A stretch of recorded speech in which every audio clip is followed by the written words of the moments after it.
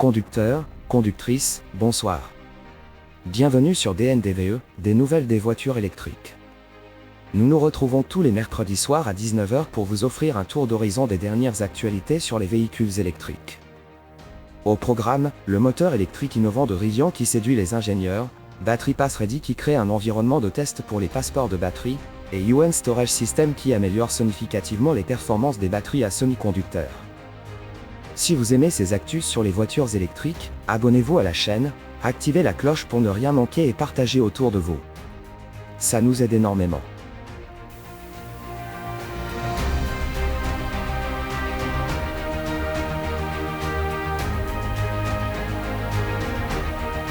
Rivian, le constructeur américain connu pour ses PQPS et SUV électriques haut de gamme, s'apprête à changer de braquet. Après avoir trouvé sa place aux États-Unis avec les R1T et R1S, la marque prépare son arrivée en Europe. Mais elle ne compte pas simplement transposer ses gros modèles d'un continent à l'autre. Non, Rivian revient avec une toute nouvelle plateforme, des modèles plus compacts et surtout, une refonte complète de son moteur électrique. Et ce moteur, c'est le Maximus. Derrière ce nom se cache une vraie révolution. Plus compact, plus simple à produire, plus performant, le Maximus incarne la nouvelle philosophie de Rivian, faire mieux avec moins. Le changement commence dès sa fabrication. Avant, un moteur nécessitait plus de 200 soudures pour assembler les enroulements du stateur. Avec le Maximus, on n'en compte plus que 24. Ce gain de simplicité réduit les coûts, accélère la production et améliore la fiabilité. Ce n'est pas juste une prouesse industrielle, c'est un levier stratégique. Mais simplifier ne veut pas dire sacrifier. Au contraire. Ce moteur nouvelle génération permet d'intégrer plus intelligemment les composants. L'onduleur, par exemple, s'adapte parfaitement à la forme du moteur et réduit la longueur des connexions, ce qui limite les pertes d'énergie. La forme aplatie du moteur n'est pas un caprice de design, c'est une astuce pour regrouper toute la partie électronique sur un seul circuit imprimé. Résultat, un système plus léger, plus compact, plus facile à monter et à entretenir. Même le refroidissement a été repensé. L'huile circule à l'intérieur du moteur sans avoir besoin de modules externes compliqués. Tout est intégré dans une structure fermée, ce qui simplifie l'ensemble tout en améliorant l'efficacité thermique. Résultat, un moteur plus simple, plus léger, plus performant. Par rapport au moteur Enduro, déjà utilisé par Rivian, le Maximus contient 41% de composants en moins. Le capot de l'onduleur fait aussi office de support structurel, encore une manière de gagner de la place et de la robustesse. Ce nouveau moteur s'insère dans une plateforme inédite baptisée RMT, pour Rivian Mid 6 Platform. Elle servira de base au prochain R2, mais aussi au R3, un modèle encore plus compact. Cette nouvelle génération a été pensée pour l'Europe. Gabarit réduit, maniabilité, consommation optimisée, Rivian veut coller aux attentes des conducteurs européens, bien différents de leurs homologues américains. Mais ce n'est pas tout. Rivian va aussi changer de technologie de batterie. Fini les cellules 2170, place au format 4695, fourni par LG Energy Solutions. Ce nouveau format promet plus d'autonomie, plus de densité énergétique, et potentiellement une recharge plus rapide. Là encore, pas encore de chiffres officiels, mais le virage est clair, Rivian se donne les moyens de progresser sur tous les fronts. Le R2 devrait sortir des lignes de production en 2026.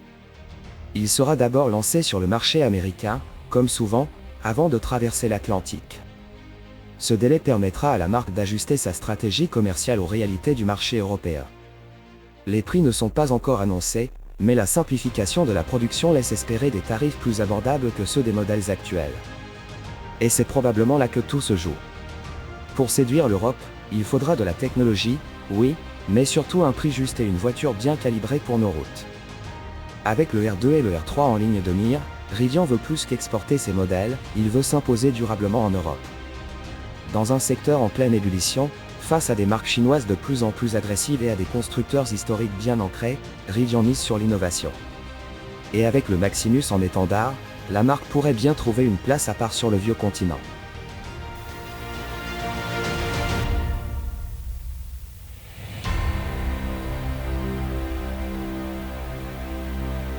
Les batteries ont un passeport, et ce n'est pas une métaphore. L'Union européenne impose dès 2027 un passeport numérique pour les batteries, une sorte de fiche d'identité complète qui les suit tout au long de leur vie. Pour anticiper cette révolution réglementaire, un nouveau projet baptisé Battery Pass Ready vient de démarrer en Allemagne. Son objectif, préparer les industriels à ce changement majeur. Ce projet, financé par le ministère fédéral allemand de l'économie et de l'énergie, s'inscrit dans la continuité de Battery Pass, qui avait posé les bases techniques du passeport batterie. L'idée aujourd'hui est d'aller plus loin, créer un environnement de test, ouvert à tous les acteurs de l'écosystème, pour expérimenter, valider et sécuriser ce nouveau standard. Car l'enjeu est de taille. Le futur règlement européen demande aux fabricants de collecter, stocker et partager une grande quantité de données sur chaque batterie, composition, origine des matériaux, empreinte carbone, réparabilité, cycle de vie. Autant d'informations que les industriels devront rendre accessibles, lisibles et fiables pour tous les partenaires de la chaîne, des fabricants aux recycleurs. Un défi de taille, surtout pour les petites et moyennes entreprises, qui risquent de se heurter à la complexité des outils numériques et à l'adaptation de leur gestion de données. Pour répondre à ces enjeux, plusieurs institutions de poids unissent leurs forces, le Fraunhofer IPK, l'Académie allemande des sciences et de l'ingénierie, ACATech, l'Université technique de Berlin, ou encore les spécialistes de la normalisation des données GFEG. Côté industrie, les grandes fédérations allemandes sont aussi dans la boucle, de l'automobile, VDA, au vélo, ZIV, en passant par le numérique, Bitkom, et l'ingénierie, VDMA. Selon le président d'ACATech, Thomas Weber, ce passeport numérique ne doit pas être vu uniquement comme une contrainte légale. Il le décrit comme un outil d'efficacité, capable d'optimiser l'usage des ressources, de renforcer l'indépendance vis-à-vis des matières premières critiques, et de créer de la valeur dans l'économie circulaire. Pour lui, plus les PME s'y habituent tôt, plus le système gagnera en légitimité et en efficacité. Dans la pratique, Battery Pass Ready proposera des environnements de simulation, permettant aux entreprises de tester leur conformité, de vérifier la cohérence de leurs données et de se familiariser avec les exigences européennes. Des lignes directrices seront également fournies pour orienter à la fois les industriels et les décideurs politiques. Pour Holger Anselka, président de la Fraunhofer Gesellschaft, des données fiables, interopérables et transparentes seront lors de l'économie circulaire numérique. Et pour les entreprises, pouvoir se préparer à l'avance est un atout stratégique. D'ailleurs, certaines marques prennent déjà de l'avance. Volvo, par exemple, équipe son SUV électrique UX90 d'un premier passeport batterie, accessible via un simple QR code à l'intérieur de la portière. Une version plus détaillée sera transmise aux autorités. En parallèle, l'entreprise autrichienne AVL a dévoilé sa propre solution, tandis que le projet européen BASE, coordonné par Fraunhofer IUG, explore l'intégration de la blockchain dans ses passeports. Nous sommes donc à l'aube d'un changement profond dans la manière de concevoir, suivre et recycler les batteries. Et si ce passeport numérique peut sembler technique, il pourrait bien devenir l'un des piliers d'une électromobilité plus responsable, plus durable, et surtout mieux maîtrisée.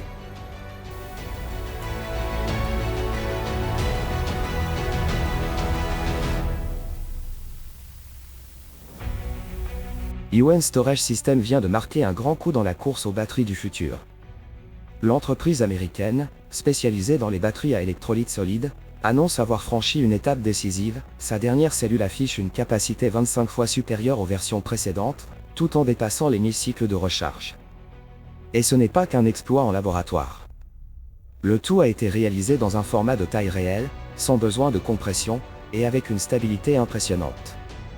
Une avancée qui pourrait bien changer la donne, notamment dans l'électronique grand public. Jusqu'ici, les batteries solides promettaient beaucoup, mais peinaient à tenir leurs promesses dans des conditions réelles.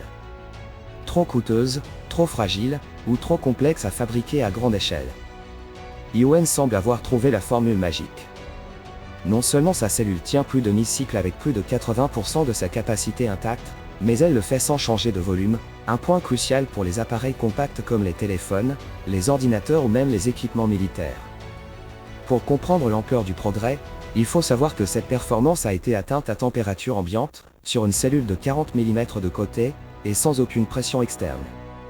Cela signifie que la technologie peut s'adapter à des designs déjà existants sans nécessité de transformation complexe. Une facilité d'intégration qui ouvre la voie à une adoption rapide. Cette avancée arrive à un moment stratégique. En 2024, ION a mis en service une usine de 30 000 pieds carrés dans le Maryland, l'une des plus grandes du pays pour ce type de batterie. Cette infrastructure va permettre de produire des cellules multicouches, condition indispensable pour passer à la production de masse. En parallèle, l'entreprise a reçu 20 millions de dollars de l'agence ARPA pour soutenir le développement de sa technologie. Et la stratégie d'Ion ne s'arrête pas à l'électronique. Ces batteries visent aussi les véhicules électriques, le stockage stationnaire et le secteur de la défense. Grâce à un partenariat avec Saint-Gobain pour l'approvisionnement en céramique, l'entreprise s'assure une chaîne logistique solide, capable de suivre l'essor attendu de la demande. Le cœur de cette technologie repose sur une structure céramique tridimensionnelle brevetée.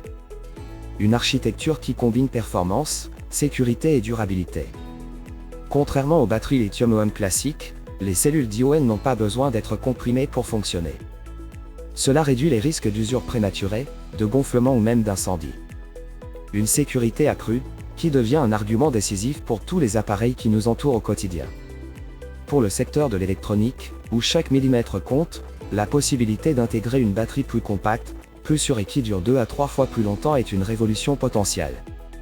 Smartphones, montres connectées, ordinateurs portables, autant de produits qui pourraient gagner en autonomie sans augmenter leur taille. Selon Greg Hitz, cofondateur et directeur technique d'Ion, ce cap franchi est bien plus qu'une prouesse technique. C'est un tournant dans la commercialisation des batteries solides. D'ici peu, Ion pourrait bien proposer une alternative crédible et compétitive aux batteries lithium-ion traditionnelles. Et dans un monde où chaque secteur cherche à améliorer ses performances énergétiques, cette innovation tombe à point nommé. Reste à voir comment le marché réagira. Mais une chose est sûre, avec sa capacité décuplée, sa longévité prouvée et sa fabrication désormais industrialisable, la batterie solide d'Ion entre dans une nouvelle ère. Et elle pourrait bien faire partie du quotidien plus tôt qu'on ne l'imagine.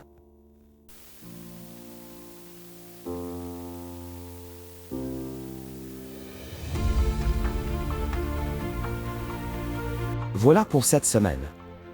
Merci d'avoir suivi DNDVE, des nouvelles des voitures électriques. Abonnez-vous, partagez cette vidéo, et activez la cloche pour ne rien manquer. On se retrouve mercredi prochain à 19 h pour un nouvel épisode. À très bientôt.